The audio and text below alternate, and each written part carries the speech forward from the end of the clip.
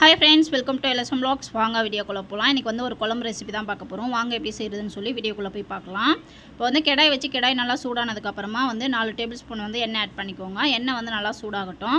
இப்போ எண்ணெய் நல்லா சூடானதுக்கு அப்புறமா வந்து நம்ம வந்து பட்டை வகைகளை ஆட் பண்ணிக்கலாம். இது வந்து அப்பளம் பொரிச்ச எண்ணெய் தான், வேற ஒண்ணும் இல்ல. இப்போ வந்து நம்ம வந்து 2 பிரியாணி இலை, 2 பட்டை, ஒரு கிராம்பு, ஒரு ஏலக்காய், 1/2 டீஸ்பூன் வந்து சோம்பு எடுத்துருக்கோம். அது போட்டு நல்லா பொரிஞ்சோனே நம்ம வந்து வெங்காயம் வந்து ஆட் பண்ணிக்கலாம். நான் வந்து ஒரு பெரிய வெங்காயமா ஒரு வெங்காயம் வந்து நல்லா நீல வாக்கில் கட் பண்ணி எடுத்திருக்கேன். 4 பச்சை மிளகாய் எடுத்திருக்கேன். அப்புறமா வந்து இஞ்சி பூண்டு வந்து தட்டி போட்டுக்கோங்க.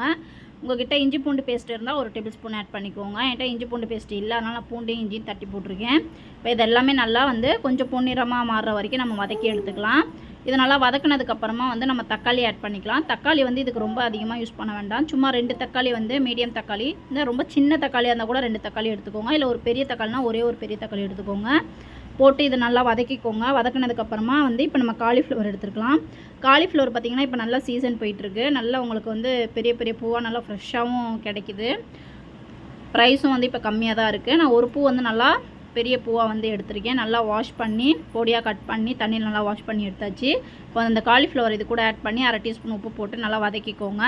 வதக்கினதுக்கப்புறமா நம்ம வீட்டு மசால் பொடி ஆட் பண்ணிக்கலாம். இந்த மசால் பொடி ஆல்ரெடி நான் வீடியோ போட்டிருக்கேன், போய் பாருங்கள் எப்படி அரைக்கிறதுன்னு சொல்லி.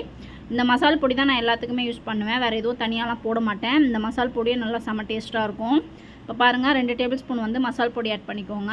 போட்டு நல்லா வதக்கிக்கோங்க. வதக்கினதுக்கப்புறமா தண்ணி கொஞ்சமாக ஆட் பண்ணிக்கோங்க. தண்ணி வந்து கொஞ்சமாக ஆட் பண்ணி நம்ம வந்து மூடி போட்டு மூடி வச்சிடலாம். ஏன்னா தேங்காய் ஊற்றுனதுக்கப்புறமா ரொம்ப நேரம் கொதிக்க வைக்கக்கூடாது. அதனால் இப்போயே தண்ணி ஊற்றி நல்லா பச்சை வாசனை போகிற அளவுக்கு நல்லா கொதிக்க வச்சு எடுத்துக்கலாம். இப்போ தேங்காய் அரைச்சிட்டு வந்துடலாம் வாங்க. தேங்காய் வந்து சின்ன முடி 1/2 முடி எடுத்திருக்கேன். அப்புறமா வந்து 1 டேபிள் ஸ்பூன் வந்து சோம்பு எடுத்திருக்கேன். 4 பல்லு முந்திரி எடுத்திருக்கேன். முந்திரி வந்து ஆப்ஷன் தான், நீங்கள் வேணுன்னா போட்டுக்கோங்க. இது கூட பச்சை மிளகா போட்டு அரைக்கிறவங்க இருக்காங்க நிறைய பேர். நான் வந்து டைரெக்டாக போட்டு வதக்கிட்டேன். நீங்கள் அரைக்கணும்னா அரைச்சிக்கோங்க. கசகசா இருந்தால் கொஞ்சமாக ஆட் பண்ணிக்கோங்க. கசகசா என்கிட்ட இல்லை. இப்போ தேங்காய் அரைச்சிட்டு வந்தாச்சு. இந்த அளவுக்கு அரைச்சி எடுத்துகிட்டு வந்தாச்சு. பாருங்கள் இப்போ வந்து நல்லா பச்சை வாசனை போய் நல்லா வதக்கி எடுத்தாச்சு. இப்போ வந்து நம்ம தேங்காய் வந்து ஆட் பண்ணிக்கலாம். உங்களுக்கு வந்து ரைஸ்க்குனா குழம்பு மாதிரி ரொம்ப கொஞ்சம் தண்ணியாக வச்சுக்கோங்க. இல்லை சப்பாத்தி, இட்லி, தோசை அப்படின்னா கொஞ்சம் கிரேவி மாதிரி வச்சுக்கோங்க. நான் ரைஸ்க்குன்றதுனால கொஞ்சம் தண்ணி வந்து அதிகமாகவே ஆட் பண்ணிக்கிறேன். இப்போ பாருங்கள் எல்லாம் தேங்காய்லாம் நல்லா அரைச்சி ஊற்றியாச்சு. நல்லா தண்ணி வந்து கொஞ்சம் தேவையான அளவு எடுத்துக்கோங்க. நான் வந்து ஒரு அரை சொம்பு வந்து தண்ணி ஆட் பண்ணியிருக்கேன். இப்போ இது வந்து நல்லா கொதித்து வரும்போது உங்களுக்கு கரெக்டாக இருக்கும். நீங்கள் அடுப்பு ஆஃப் பண்ணிட்டீங்கன்னா குழம்பு வந்து திக்காயிடும். இப்போ இது நல்லா கொதித்து வரட்டும், அதுக்கப்புறம் நம்ம பார்க்கலாம். ஏன்னா நம்ம வீட்டு மசால் பொடியில் வந்து எல்லாமே போடுறதுனால குழம்பு வந்து உங்களுக்கு இப்போ பார்க்குறதுக்கு தண்ணியாக இருக்கும். அதுக்கப்புறம் பார்த்திங்கன்னா அடுப்பு ஆஃப் பண்ணிட்டிங்கன்னா நல்லா திக்காயிடும். அதனால தான் வந்து தண்ணி வந்து நான் கொஞ்சம் அதிகமாகவே ஆட் பண்ணிப்பேன். இப்போ பாருங்கள் கொத்தமல்லி வந்து நல்லா பொடியாக கட் பண்ணி எடுத்து வச்சுருந்தேன். கொத்தமல்லி நல்லா தூவி இறக்குனிங்கன்னா நல்லா டேஸ்ட்டாக இருக்கும். கடைசியாக இறக்கும் போது கொத்தமல்லி தூவி இறக்குங்க.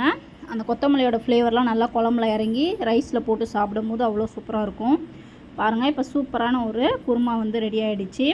அந்த மசால் பொடி வந்து வீடியோ வந்து லிங்க்கு கொடுக்குறேன், நீங்கள் போய் பாருங்கள் எப்படி அரைக்கணும்னு சொல்லிவிட்டு. என்னோடய வீடியோ பிடிச்சிருந்தா லைக் பண்ணுங்கள், ஷேர் பண்ணுங்கள், சப்ஸ்கிரைப் பண்ணுங்கள். பக்கத்தில் இருக்க பெல் பட்டனை கிளிக் பண்ணிக்கோங்க. தேங்க்யூ.